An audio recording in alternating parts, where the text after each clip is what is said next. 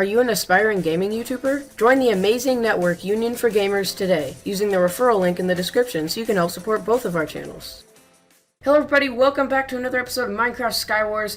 So as you can see, this video is already recorded because it's like really fast and everything, so I sped it up a bit because it was a longer recording.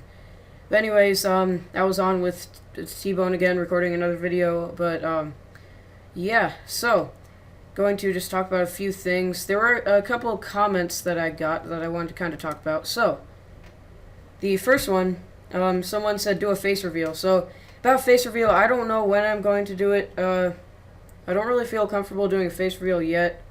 Probably sounds like a long time, but probably maybe in a couple of years or something, I don't know. But yeah. Anyways, someone else asked in Spanish, basically, why is the title in the description in Spanish if the video is in English? Well, basically what I did is I used the new translations feature on YouTube. I'll explain what the translations feature is. It's pretty simple. It's basically, you can translate the title and description of your video into another language, and then if someone is watching your video and then they have whatever the language you translated it to, if they have that selected as their language, they will see it. So like say I translate something, I do a translation into Spanish of my title and description. If anyone is seeing it in English, they'll see it in English because that's just the default. But if they see it in if they have their language selected as Spanish, they will see the description in Spanish because I translated that.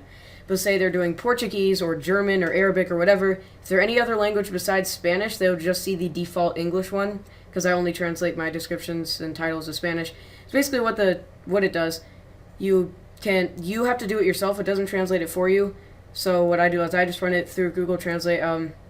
There are a few things I'm doing Spanish right now. I'm learning it, but I'm kind of definitely in the beginner level, so there are a few things I know that I can just translate right there, but usually I run it through Google Translate and then I take the Spanish, put it back to English to see if it didn't get screwed up when it translated, to make sure it's actually what it's supposed to say. Because sometimes when you translate something, if it's through a computer, sometimes it just doesn't translate right, so I put it back into English to make sure it does it right.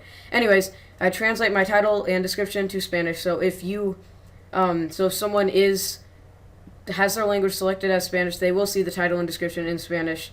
But otherwise, it'll just be the default English. So, yeah, that's something that I do. And also for my channel trailer, I was bored one day, so I translated the title and description to several different languages. I will go look that up. There were a lot. I don't know why. I was just bored, and I guess my channel trailer, so reaching out to as many audiences as possible. Yes, the new channel trailer, the one that's like up on my channel right now, is the featured video for if you're not subscribed. So basically, I translated it into 12 different languages. So it's in Arabic, Simplified Chinese, French, German, Greek, Hebrew, Hindi, Italian, Portuguese, Russian, Spanish, and Turkish. So yeah, I don't know why. Again, I just did because I was bored one day. So yeah. But anyways, all my other videos will be, not like all of my videos ever, but from the time that I actually started doing that, all videos from then on will be, the title and description will be translated to Spanish if you have your language have your language specified as Spanish on YouTube. So yeah, that's how that works. And also another thing I do, just because normally I will select it as just generic English as the default language, and then just generic Spanish as the one I'm translating it to. But yeah, obviously they have like English US, English UK, then Spanish Latin America, stuff like that. So what I do, if I say the word soccer in a video, just to avoid any people starting World War III in the comment section, I select the default language as English US. So if I say soccer in the title or description, then I can also select English UK as the thing I'm translating it to. So I'll just paste the whole thing since it's still English, but then I change soccer to football. So then I know that they also have Canada and Ireland. I think that's it. They have English, Canada, Ireland, UK, and US. So Ireland, they have Gaelic football, which is another kind of football. So I guess I think they kind of use soccer and football interchangeably to refer to the sport, like to the association football sport. And then Canada, pretty much say soccer because they have Canadian football, which is pretty similar to American football. So, so I just have it for English UK that it will say football. So I guess if you have default English, if that's a choice, or if you have English US, Canada, or Ireland, it will still say soccer. But if you have English UK, if you're from the UK, it will say football in the title and descriptions of my videos if I do mention that word. So, again, that's just to avoid World War III in the comment section. So, yeah. Anyways, the next thing is I made a video about it yesterday. I have a new I've been talking about languages too much. I have a new Spreadshirt store. I don't know where Spanish came from. I have a new Spreadshirt store. So it's waveyt.spreadshirt.com. There's a link in the description. And, yeah, so if you didn't watch the video, then I'll just tell you what it is here. We have an Alliance YTG dog bandana. We have a Murphcraft SMP t-shirt for men, women, and kids. And it is only available in black. It has the logo, and then it's a black t-shirt. Then we have an Alliance YTG mouse pad. And then we have so the Murphcraft SMP ones, obviously, it's just the Murphcraft SMP logo. Then the Alliance YTG things have the Alliance YTG logo. So we have an Alliance YTG mouse pad. Then we have an Alliance YTG t-shirt for men, women, and kids. And the cool thing about this t-shirt is you can customize it into several colors. There's like all kinds of things, like purple. The default one is called Heather Gray, which is like a kind of like a grayish kind of thing, but it's like mixed. It looks like it's like mixed with like darker shades and lighter shades of gray, and it's like, yeah, I don't know how to explain it, but basically you can get in like a lot of colors. You can get in sun yellow, black, white, red, whatever. So this t-shirt, unlike the Murphcraft SMP t-shirt, this Alliance YTG t-shirt, you can put in any color that you want if you think that another one is better. So anyways, that's all we have on the store for now. I'm trying to figure out how I can change the mouse pad so it's not just blank besides the logo. Because right now it's just a white mouse pad and it's just blank besides the logo. So I'm gonna try to figure out how I can actually just put a background on it. Anyways, that's my Spreadshirt store. So, yeah. What else should I cover? Any other comments that people have been asking? I did respond to the people who asked the comments. I'm just like saying this as a general thing if anyone else has that question. Yeah, well, anyways, those were the main things I did want to cover in the video. But I guess I'll talk about some soccer/football stuff that went on.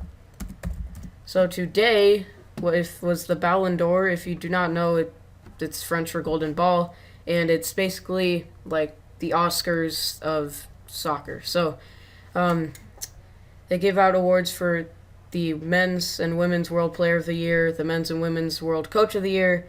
And then they have the Puskas Award. I don't know if I pronounced that right, but it's basically for the best goal of the year. Then they have the FIFA Pro World 11, which is basically the best lineup, the lineup of the best players in the world in each position. So here are the awards. I will go from third place to first place. So for the Ballon d'Or, which is the main one, the men's World Player of the Year, it was Neymar in third, it was Cristiano Ronaldo in second, it was Lionel Messi in first. So he won his fifth, which is incredible. And for the women's World Player of the Year, third was Aya Miyama, second was Celia Sasic, and the winner was Carly Lloyd. And for the men's World Coach of the Year, third was Jorge Sampaoli, second was Josep Guardiola, and first was Luis Enrique. So I guess I should probably state like the clubs and whatever they play for. So Messi, who won the Ballon d'Or, plays for Barcelona. Carly Lloyd plays for Houston Dash, but she, I think a lot of the reason why she did get this award was for her performance with the U.S. national team at the World Cup. So yeah, she had a great World Cup, and then she also scored a hat-trick in the final, including a goal from the halfway line. So, yeah, she had an incredible World Cup, and that was probably a lot of what led her to winning the Women's World Player of the Year. And then Lionel Messi, he just had a great season along with the other two. But not only did he do well personally, he also got to the final of the Copa America with his country, and then he also won just a ton of trophies with his club. So Anyways, men's World Coach of the Year, Luis Enrique, as already said, he is from Barcelona as well. So again, he led his club to just a ton of trophies, including the Club World Cup. And the Women's World Coach of the Year doesn't necessarily mean it is a woman coach. It just means it's a coach of a women's team. But anyways, number 3 is Mark Sampson of the England women's national team. 2 is Norio Sasaki of the Japan women's national team. And then the winner was Jill Ellis of the United States women's national team, who obviously led them to a victory in the World Cup. And then the award for the best goal of the year, number 3 was Alessandro Florenzi of Roma. So what he did, he scored from, I don't think it was the halfway line, but it was very far out. A chip over the keeper. He was off his line, and he decided to go for it. And it was just a great goal. But then the second was Lionel Messi for Barcelona. Just great dribbling, getting past the entire defense, just going through everyone. Takes shot on goal and scores. The number 1 was from Wendell Lira. I'm not even going to try to pronounce the team that he plays for, but it's Brazil, I believe. He is Brazilian, and I think the team he plays for is in Brazil.